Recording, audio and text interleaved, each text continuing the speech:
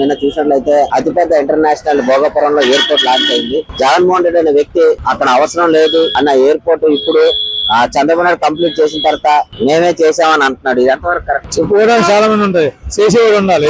పరివర్తనం ఎవరన్నా అది చేయగలరు, అందరూ చేయలేదు. మాటలు చెప్పుకోవాలి. ఎయిర్పోర్ట్ వద్దన్నాడు మనదాకా. ఇవాళ ఎయిర్పోర్ట్ వచ్చిందంటే నేనే ఇచ్చానంటే అది జనాలు నమ్మే అంత పరిస్థితులు లేదు.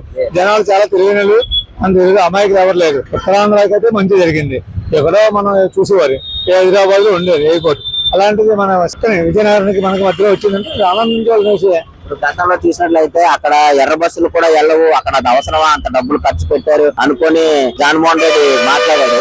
అక్కడ విశాఖపట్నం ఎయిర్పోర్ట్ లో కూడా ఏగలు తోముకుంటున్నారు, ఇక్కడ ఎయిర్పోర్ట్ అవసరమా అని ఇలాగ ఏలం చేసినట్టు మాట్లాడు. ఇప్పుడు కంప్లీట్ అయిపోయేటప్పటికి ఇది నేనే కంప్లీట్ చేశాను, నేనే చెక్ కాబట్టి చేశాను అన్నానికి చెప్తాను కదా. మాట్లాడని చెప్పొచ్చు, కానీ పని జరిగేది మాత్రం జరిగిందా లేదా అని మనకు తెలియదు. జనాలు అనుకోవాలి కదా పని జరిగింది.